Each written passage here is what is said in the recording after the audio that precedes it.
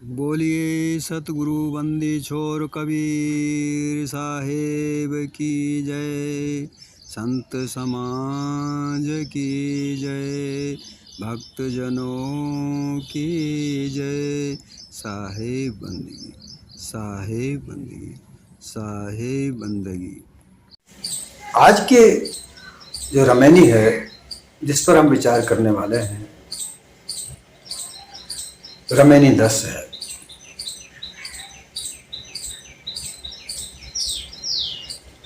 विचार के माध्यम से हम इस रमैनी को समझेंगे कि साहेब क्या कह रहे हैं, क्या समझाना चाहते हैं, क्या बताना चाहते हैं, क्या भेद खोलना चाहते हैं।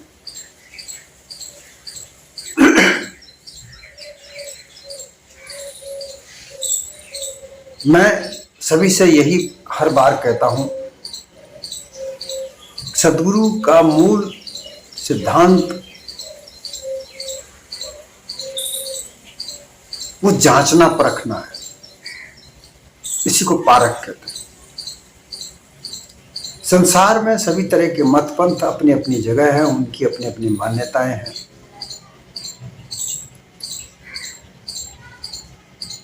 उनमें बुराइयां भी हैं, अच्छाइयां भी हैं। जहां छल कपट है, पाखंड है, वही असत्य है, धोखा है, वो छल है। उसमें से निकलकर सत्य असत्य क्या है, इसको जांचना सदगुरु कबीर ने हमें सिखाया। उसी के आधार पर हमें उनके सिद्धांत को समझना चाहिए।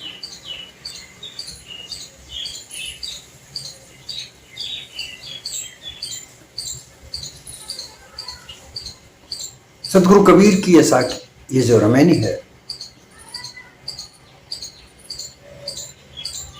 यह भी मानव जीवन के हर रहस्य को उजागर करती है। आइए देखते हैं रमैनी क्या कहती है। रमैनी कहती है, राही ले पिपराई बही, करगी आवत काऊ ना कही। आई करगी भव अजगूता, जन्म मरण यम पहिरे बूता। बूता पहिरे यम कीन समाना, तीन लोक में कीन पयाना। बांधे ब्रह्मा विष्णु महेशु, सुर नर मुनि और बांधु गणेशु। बांधे पवन पावक और नीरू, चांद सूर्य बांधे दो भीरू। साच मंत्र बांधे सब झारी, अमृत वस्तु न जाने नारी। अमृत वस्तु जाने नहीं, मगन भया सब लोए। कहे कबीर कामो नहीं, जीवन मरण न होए। देखिए, अजब गजब की बात सतगुरु कबीर की शब्दों में है। अटपटी वाणियों का प्रयोग करते हुए सतगुरु कबीर मानव जीवन का सहज सत्य रहस्य समझाना चाहते हैं।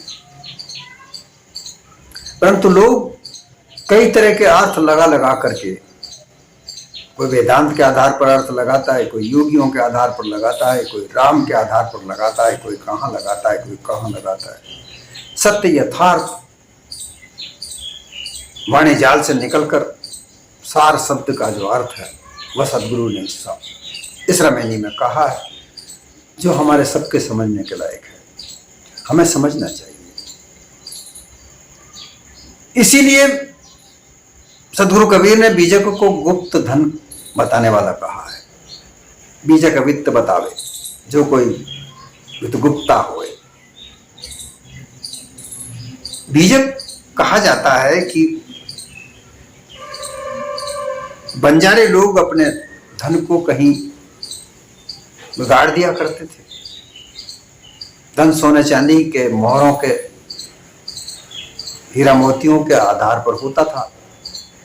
ये रुपए पैसे कागज के जो आज चल रहे हैं वो ऐसे नहीं थे। हीरे मोती, जवाहरात और सोना चांदी की मोहरें इत्यादि हुआ करती थी। वो बंजारे घूमते फिरते व्यापार किया करते थे, एक जगह बैठकर दुकानदारी नहीं करते थे।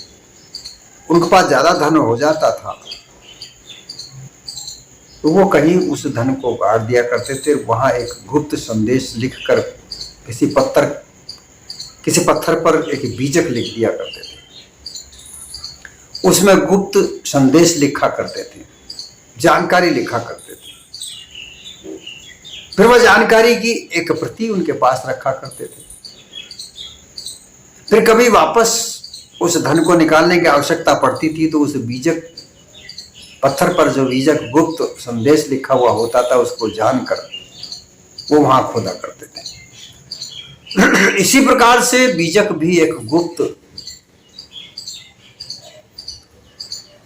अटपटी भाषा में लिखा हुआ शब्दों का संग्रह है। इसे समझने के लिए सदगुरु कबीर के सिद्धांत को समझना पड़ेगा, उसके आधार पर समझना पड़ेगा, जब सत्य बात सामने आएगी।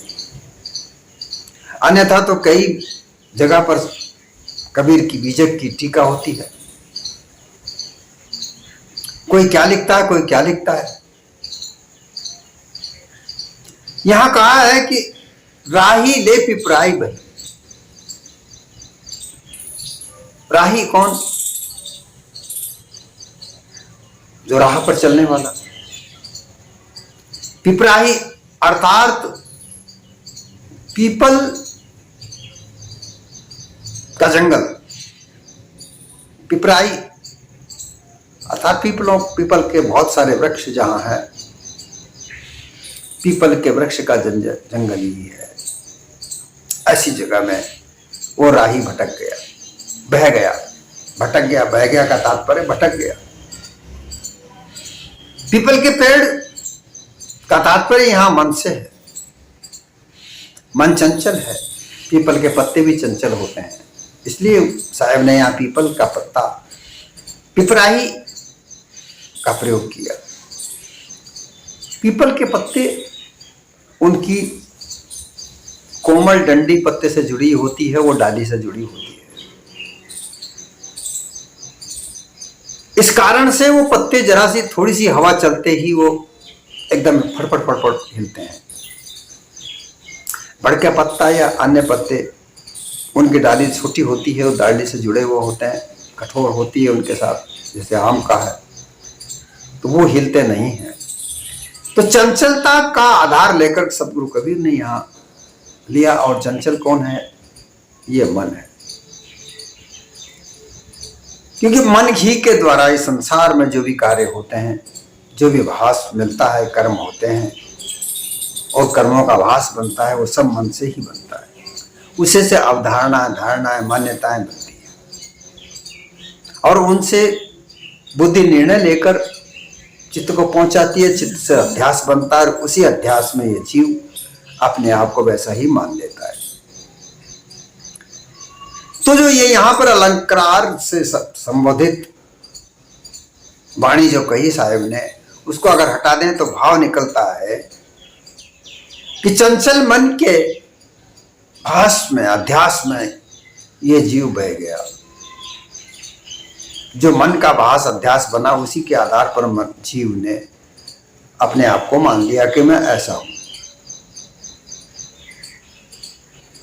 वो मन के अध्यास में ही बह गया, गुमराह हो गया। यम बांधे अंजनी के पुता, करगी आवत कहूं न कही।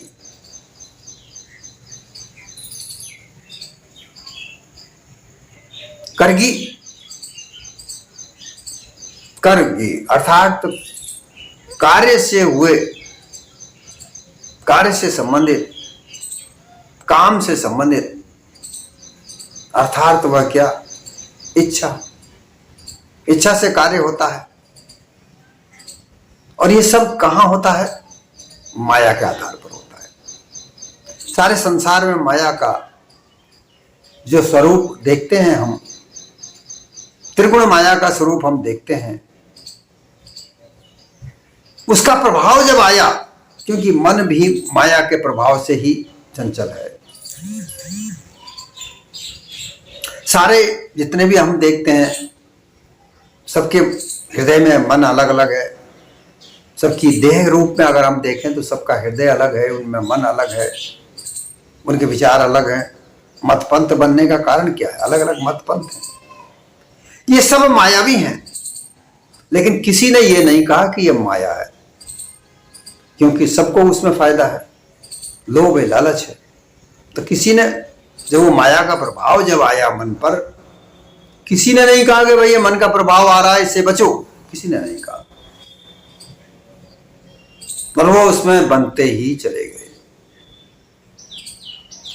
बनते बनते इतने बन गए कि मोहजाल में फंस गए, कोई पता नहीं चला। और फिर उसके बाद उसमें से जब निकलने की बात आई तो रास्ता ही नहीं मिला, पिपराई में बह गए।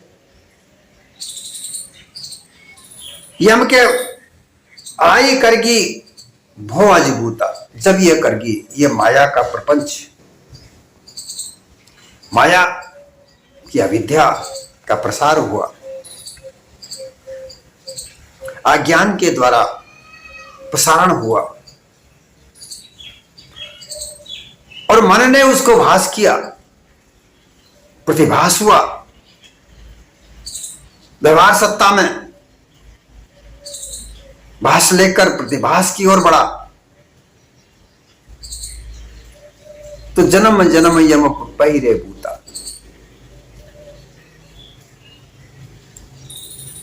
कई प्रकार की इच्छाओं का जन्म हुआ।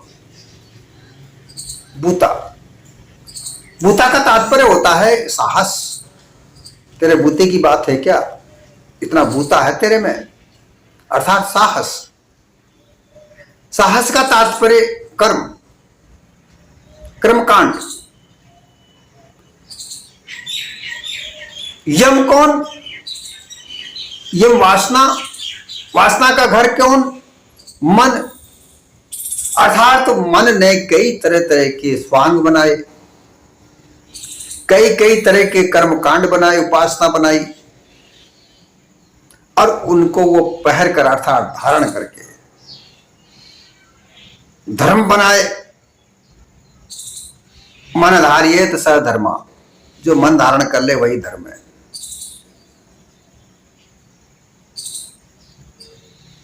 तरह तरह के मतपंथों का निर्माण, धर्मों का निर्माण, मान्यताओं का निर्माण, उसमें वो बह गया, और उसी के भास अध्यास से बनकर यह चेतन स्वरूप जीव भी बह गया।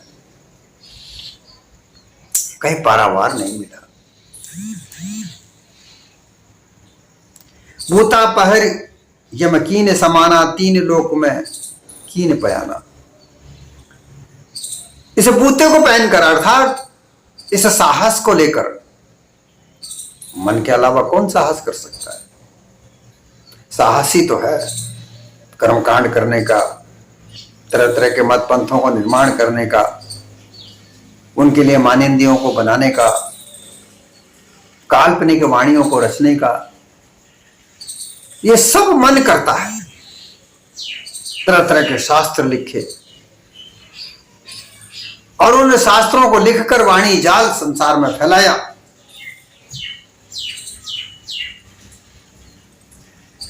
देखो, जहां तक भी हम देखते हैं वहां तक माया नजर आती है। इस माया का विस्तार कौन कर रहा है? ईश्वरवादी लोग क्या कहते हैं?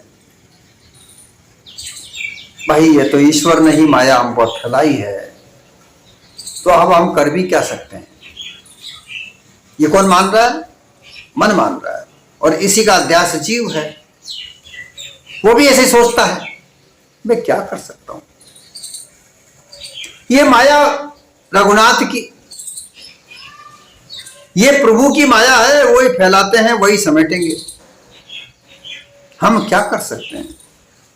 हम तो एक कठपुतली है उनकी। ऐसी मान्यताएं बनाने वाला कौन? ये मन। इसने तीन लोक का निर्माण किया है, और उसमें सारी जगह पर यह बात फैलाई। पयाना, उस सारी जगह फैला हुआ है। ब्रह्मा विष्णु महेश रजोगुण, सतोगुण, तमोगुण, ये लोक हैं। रजोगुण का तात्पर्य होता है कि किसी भी कार्य को सोचना, उसका पूर्व प्लान तैयार करना, कैसे बनेगा, क्या होगा, कैसे करेंगे, पैसा कितना लगेगा, इसका प्रारूप क्या होगा, कौन कौन क्या क्या करेगा, ये सब रजोगुण है। तमोगुण, सतोगुण का तात्पर्य है उस पूर्व प्लान को, बनाए हुए प्लान को एक्टिवेट करना, उसको उसके आधार पर कार्य को करना, जैसा जैसा उसमें कहा है वैसा ही करना, अन्यत्र कोई दूसरी बात उसमें नहीं जोड़ना। तमोगुण का तात्पर्य है जब कोई कार्य हो जाता है, लक्ष्य पूरा हो जाता है, जो वस्तु प्राप्त होती है उसे प्राप्त कर लेना और बाकी चीजों को सबको समाप्त कर देना। यहां तीनों जगह पर यह मन कार्य करता है, तीनों जगह पर यह मन कार्य कर रहा है। भूता, मन की सक्षमता, अज्ञानता, अविद्या। अब इसमें कई विद्वान, शास्त्र लिखने वाले, पढ़ने वाले, कई जगह ऐसा देखा जाता है कि लोग वेद को भी गुरु कहते हैं, शास्त्र को भी गुरु कहते हैं, रामायण इत्यादि ग्रंथ, उनकी पूजा करते हैं, फूल चढ़ाते हैं, अक्षत करते हैं, आरती करते हैं। रामायण की आरती भी लिख दी गई है।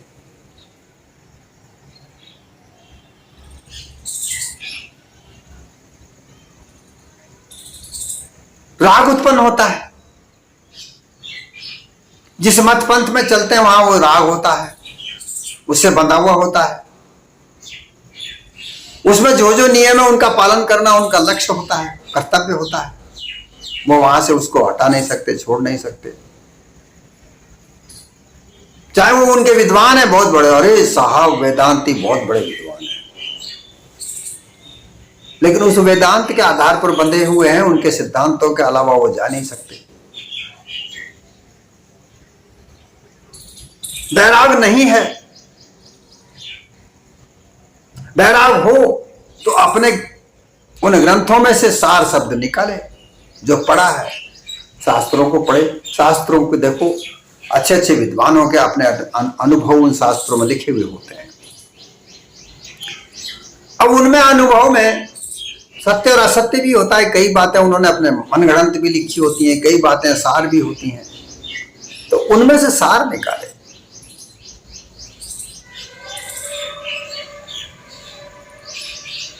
गोस्वामी तुलसीदास जी ने कई जगह पर अयोध्या का राग किया है और अन्य दूसरी जगह पर जाकर के उन्होंने वैराग किया है कि वहां जाने से अगर मुक्ति मिल जाती हो तो फिर कैसे लोग बाग मुक्ति प्राप्त नहीं कर सकते। वहां जाने से ही क्या मुक्ति मिल जाएगी? अन्य दूसरी जगह उनके मतपंथ से अलग बात थी, तो वहां के लिए तो उन्होंने बुराई कर दी।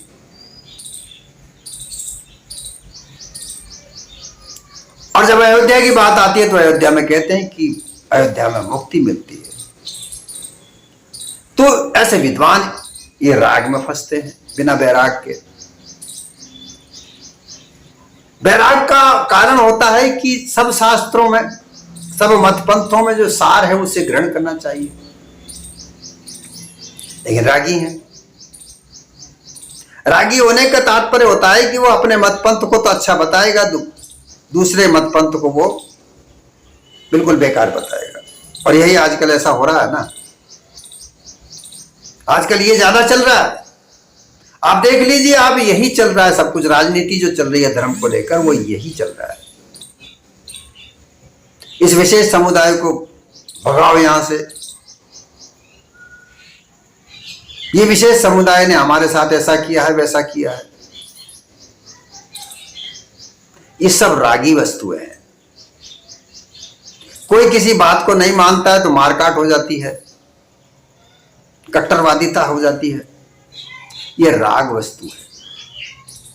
ये राग के कारण हो रहा है। वैराग में समता आती है।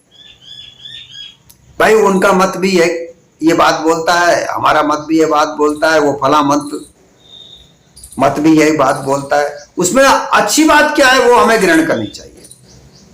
ये वैरागपना है। और जो गलत बात है, पाखंड है, छल है, उसको त्यागना चाहिए। ये वैरागपना है। लेकिन रागपने में फंसे लोग, गीता का विद्वान गीता की पूजा करता है, लेकिन जब बात आती है वैराग की तो वैराग नहीं छोड़ करता।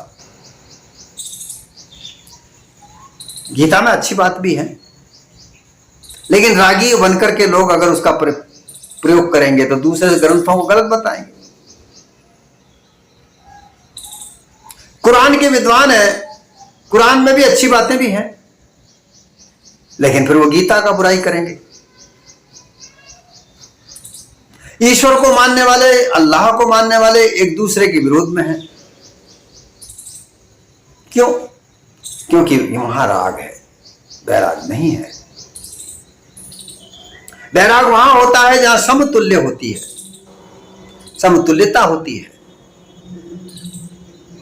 मानव ही तो है, सब धर्म मत पंथ मानव के लिए बनाए कि मानव का कल्याण हो, इसलिए बनाए, और इसमें समतुल्यता आवश्यक है। ये वैराग का विषय है। राग का विषय वो है जो एक एक अपने अपने मत पंथ को पकड़कर उसकी ना बुराई सुने, दूसरे की बुराई सब कर देगा लेकिन अपने मत पंथ की बुराई नहीं सुनेगा, झगड़े फसाद हो जाएंगे। ये वैराग रागपना है। समतुल्यता जहां आती है वो वैरागपना है। लेकिन वैरागपने में भी फिर क्या होता है, वैरागी भी भटकते हैं। क्यों भटकते हैं? क्योंकि वहां बोध नहीं हुआ, अपना निज अनुभव नहीं बना। वैरागी हुए, वासनाओं का त्याग हुआ, लेकिन बीज नहीं जला। कहीं ना कहीं उस वैरागपने में विषय वासनाओं का बीज उनके अंदर में है। वैराग एक दिखावा है। एक तरह से यूं कहो कि दिखावा देखते हुए वो विषय वासनाओं को त्याग करते हुए नजर आते हैं। ये वैरागपना है। घर त्याग देंगे, खाना पीना त्याग देंगे, अलग अपनी रहनी बना लेंगे, लेकिन गहनी नहीं है। वही बोध भाव है, उसी का अभाव में वो भी भटक जाते हैं। तो बोध ग्रहण करके तो तीन चीज सामने आती है, विवेक, वैराग और बोध भाव। पहले विवेक धारण करे, तरह तरह के मतपंथ शास्त्र सबका अध्ययन का सार देखे, उस सार के आधार पर जो सत्य उसे ग्रहण करे और असत्य का त्याग करे, ये वैराग। फिर उस सत्य से भी मंथन करके बोध निकाले, बोध भाव निकाले, वहां स्थिर होकर रहे, स्वरूप ज्ञान में स्थित रहे कि इनका सबका जानने वाला तो मैं हूं, मैं ही जानता हूं, मैं ही रचता हूं। इस बोध भाव में वह स्थित रहे, तब जाकर के कहीं ये गुमराहपना मिलता है। ऐसी स्थिति नहीं आने की वजह से ही ये राही ले पिपराई बही, पीपल के वन में, अर्थात मन के चंचलता में ये चेतन स्वरूप जीव अपने स्वरूप ज्ञान को भूलकर गुमराह हो गया। अब अपने से अलग कई तरह के स्वरूपों में वो अटक गया। मन की चंचलता का वन बड़ा भयंकर है। मन एक समुद्र है और इसमें इच्छाएं, लालसाएं, कामनाएं, मनसाएं, कितनी ही तरह की लहरें उठती हैं।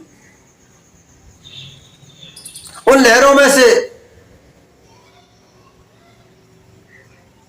जो तरंगें निकलती हैं, उन तरंगों में यह मन चंचल होता है।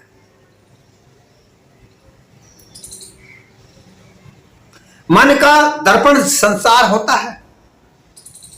संसार में जो देखता है वही भास इसको मन को प्राप्त होता है। मन का आधार, शब्दों का आधार सुरत होती है। जो शब्द सुनती है वही मन को भासता है। संसार में जो वस्तु गर्म, ठंडी, कोमल, नरम, इसे त्वचा को स्पर्श होती है, उसका आभास मन को होता है। जितने भी प्रकार के रस हैं, खट्टे, तीखे, मीठे, फीके, कड़वे, कसैले, ये जिव्या के द्वारा संसार से प्राप्त होते हैं। उनका आभास मन को पहुंचता है।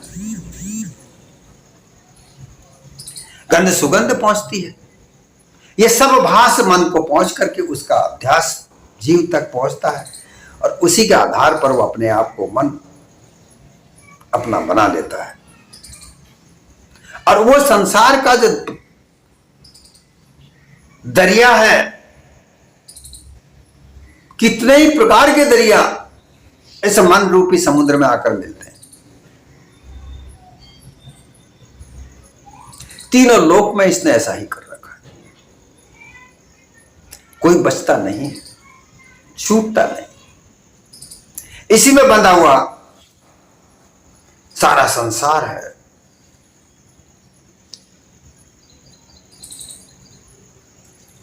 शास्त्रों में जो देवी देवताओं की जो बात आई, वो सब अपनी अपनी जगह पर आप उनके चरित्रों को उठाकर देखो, कहीं ना कहीं वो बंधे पड़े हैं, अपने चरित्रों में बंधे पड़े हैं। वहां कोई भी नहीं बचा।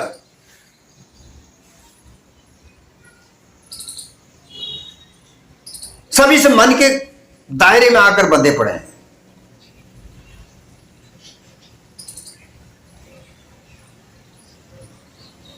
एक भी नहीं छूटा। आप पढ़कर देख सकते हैं, शास्त्रों में यही कथाएं उनकी सारी लिखी पड़ी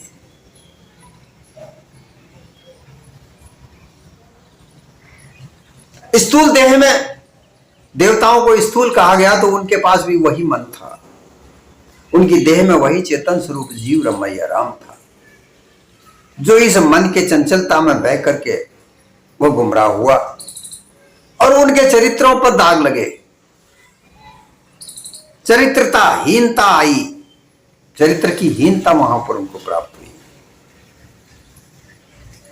अब ये कथाएं लिखने वाले वो इस बात का कैसे जवाब दें, क्योंकि लिखने वाले तो चले गए संसार से। शास्त्र लिखे हुए साक्षी पड़ी है कि फला फला देवताओं ने ऐसे ऐसे चरित्रहीनताएं की। देवता स्वतंत्र होते थे, कोई शादी नहीं करता था। उनके यहां जो भी अप्सराएं होती थी वो शादी नहीं करती थी। कोई भी किसी के साथ भी व्यभिचार करता था, सबको खुल्लम खुल्ला था।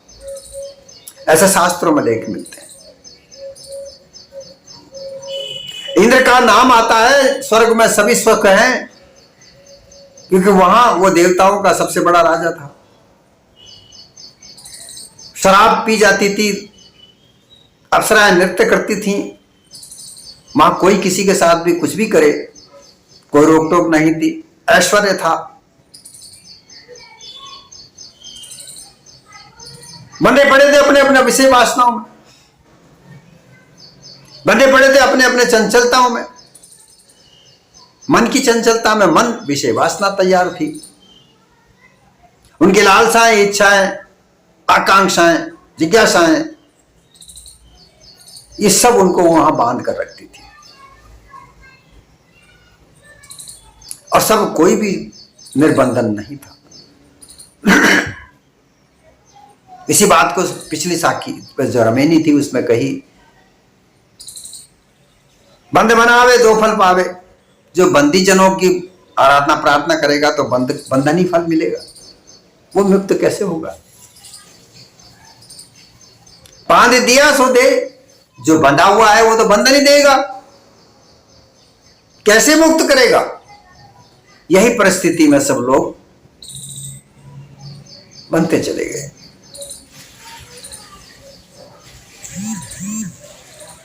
बांधे ब्रह्मा विष्णु महेश असुर नर मुनि और बांधु गणेश। कौन कौन बांधे? बड़े बड़े देवता बांधे। वो तो देवता इंद्र वगैरह थे तो सही थे, लेकिन ब्रह्मा विष्णु महेश जो मूल रूप से रजोगुण सतोगुण तमोगुण की बात करने वाले लोग हैं, उनको ब्रह्मा को रजोगुण का प्रारूप बताया, विष्णु को सतोगुण का प्रारूप बताया, महेश को तमोगुण का प्रारूप बताया, वो भी बंधे पड़े।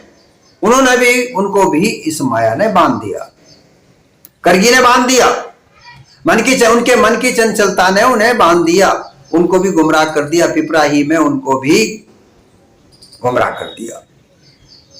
कई कई कथाएं सामने आती हैं, शास्त्रों को उठाकर देख लो, उनकी कथाएं भी छिपी नहीं है सबकी, उनकी चरित्रहीनता की कथाएं हर जगह पड़ी है, कहीं बहुत कोई बात वहां पर छिपी नहीं है।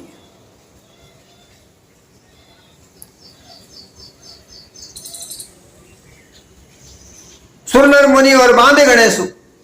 सुर इंद्र जो सुरापान किया करते थे उनको अपना सुर, असुर सुर असुरों का युद्ध के कथाएं, संग्राम की कथाएं सारी वेद पुराणों में लिखी पड़ी है। वेद में देखो, ऋग्वेद में कई कई झगड़े वहां पर, युद्ध वहां पर लिखे हुए हैं। सुर असुरों को बता करके इन लोगों ने कितने सारे झगड़े वहां लिख रखे हैं। नर सामने मनुष्य है जिससे तो कुछ माना ही नहीं जाता, ये तो अबोध मानव, लेकिन अगर हम सामने देखें तो मानव देह है तो सबसे सर्वश्रेष्ठ है। ये जगत जाल हम जो देख रहे हैं मानव का रचाया हुआ है, ये भी बंधा पड़ा है। अज्ञान अविद्या के दृष्टिकोण से देखो, सारे इसी में बंधे हैं। मुनि जो मनन करने वाले चिंतनशील है, वो भी बंधे पड़े हैं। तो मनन चिंतन तो करते हैं, लेकिन वो बोध भाव तैयार नहीं करते, बोध स्थिति पर पैदा नहीं होते, बढ़ते ही नहीं। वो अपने अपने मत पंथ के अनुसार उनके जो शास्त्र कहते हैं वो उन्हीं में उलझे पड़े रहते हैं, बंधे हैं। बांध गणेशु, गणेश के ईश जो कहे गए हैं, गण शिव के गण कहे जाते हैं। उनके जो सेना नायक थे, गणों के नायक थे, वो गणेश कहे गए, वो बंधे पड़े। कथाएं सारी लिखी हुई हैं, आप देख सकते हैं, पढ़ सकते हैं। साहब ने यही समझाया कि कोई भी इस मन की चंचलता से बचा नहीं।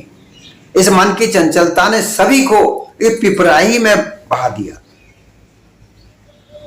इस माया के प्रपंच में सभी को बहा दिया, लेकिन कोई ने किसी की बात नहीं कही कि भाई मैं बंधा हुआ हूं, तुम मत बंधना, चेताया किसी को भी नहीं। सब एक दूसरे से बंधे चले गए, एक दूसरे से मत पंथ बना बनाकर मैं ऐसे छूटूंगा, मैं ऐसे छूटूंगा, अपने आप मत पंथ बनाया, उसका प्रचार प्रसार किया, शास्त्र लिखे। गणेश ने भी सूर्य संप्रदा चलाई थी, ऐसा शास्त्र लिखा हुआ होता है। सब अपने मत पंथों में बंधे पड़े हैं, कोई भी नहीं बचा, सब बांध दिए गए। बांधे पवन पावक और नीरू, चांद सूर्य बांधे दो बीरू। यहां तक कि पवन बांधने वाले लोग जो हठ योगी, पवन को ही बांधने लगे। पान उल्टा चढ़ाना रोकना, ऐसे लोग भी थे हठ योगी। पावक अग्नि को बांधने वाले अर्थात अग्नि पूजक। एक यज्ञ कुंडी बनाकर उसमें अग्नि रख देना, अग्नि को बांधना, फिर उसकी पूजा करना। पवन को ऊपर उल्टा सीधा चढ़ा चढ़ा करके सिद्धियों को प्राप्त करना, वो उसमें बंधे पड़े। नीरू अर्थात नीर जल, उसको बांधना।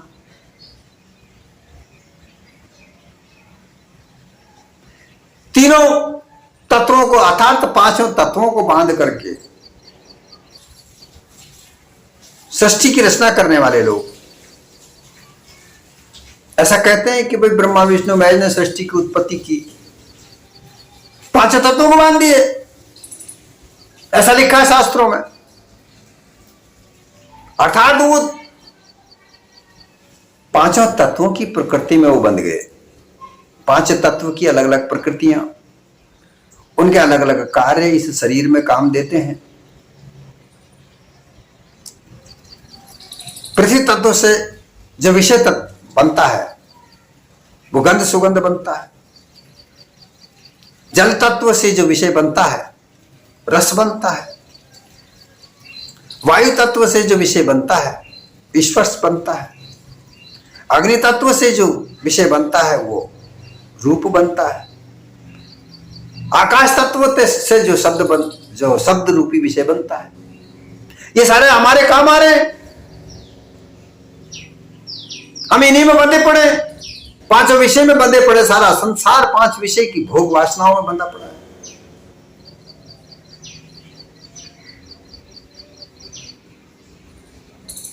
कौन सा देवता इसमें नहीं बंधा पड़ा है? गणेश की पूजा करते हैं, सर्वप्रेर सर्वप्रथम, वो भी तो इसी में बंधा पड़ा है। साहब ने नाम लेकर के कहा है कि देखो ये तुम्हारे देवता जिनको तुम सर्वश्रेष्ठ मानते हो, ये कैसे बंधे पड़े हैं। और साहब ने गलत नहीं कहा। शास्त्रों में लेख मिलते हैं कि कैसे कैसे इन देवताओं ने अपने विषय वासनाओं के लिए क्या क्या षड्यंत्र रचे, कैसे कैसे इन्होंने भोग भोगने के लिए अपने आप को कैसा कैसा बनाया।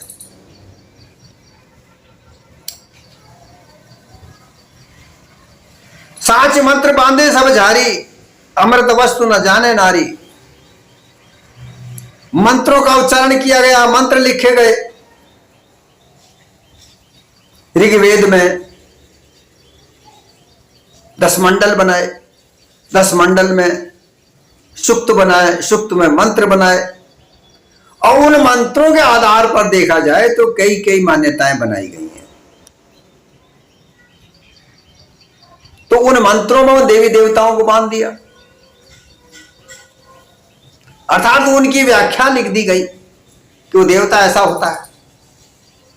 ध्यान लगाने के लिए उन मंत्रों का प्रारूप बनाया, वो देवता की आकृति ऐसी है। जब जिंदा थे, स्थूल देह में थे तब तो थे, लेकिन उनके जाने के बाद, मरने के बाद भी, देह छोड़ने के बाद भी उनका प्रारूप मंत्र में लिख करके बना दिया कि उनका प्रारूप ऐसा था, उनके हाथ में ये था वो था। और उस मंत्र को याद कर करके लोग अपने आप को बांधे हुए हैं, दिन रात उसको जपते हैं और अपने आप को बांधे हुए हैं।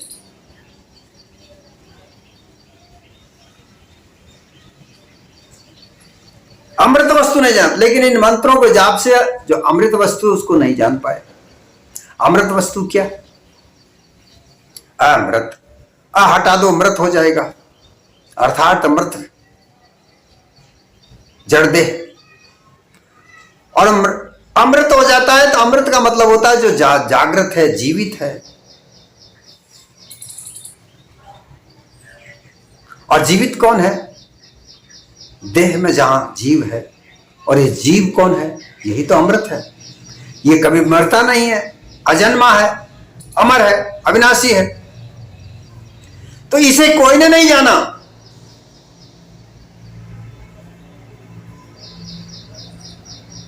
राही कौन है? यही तो राही है।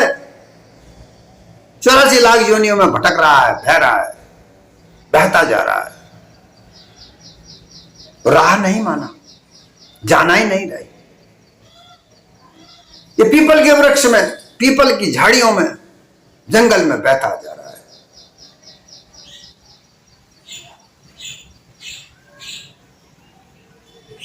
नारी,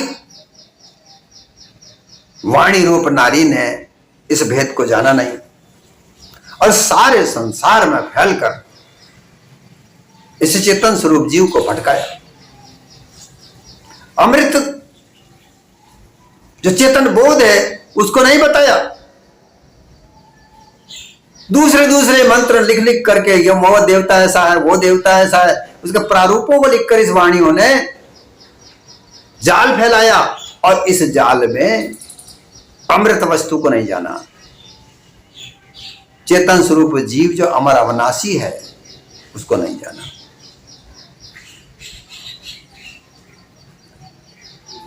अमृत वस्तु जाने नहीं, मगन भया सब लोए, कहे कबीर कामो नहीं, जीवे मर न हुए।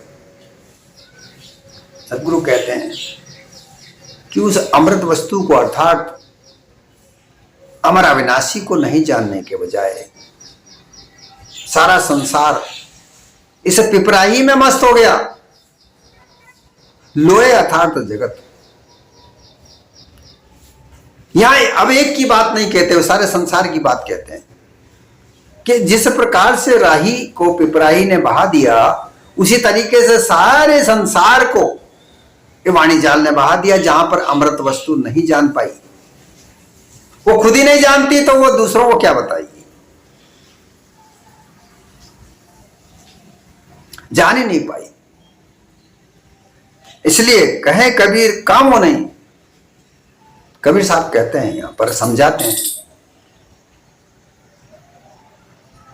अमृत वस्तु को जानने के लिए निष्काम होना पड़ेगा, निरिच्छा होना पड़ेगा, अपने निज बोध में स्थित होना पड़ेगा, तब जाकर के उस अमृत वस्तु को जान पाओगे जो ना कभी जन्म लेता है ना कभी मरता है। वो हमेशा चेतन स्वरूप जीव अमर अविनाशी होता है। उसका निज स्वरूप जाने बगैर तुम इस भूल भुलैया में से निकल नहीं सकते।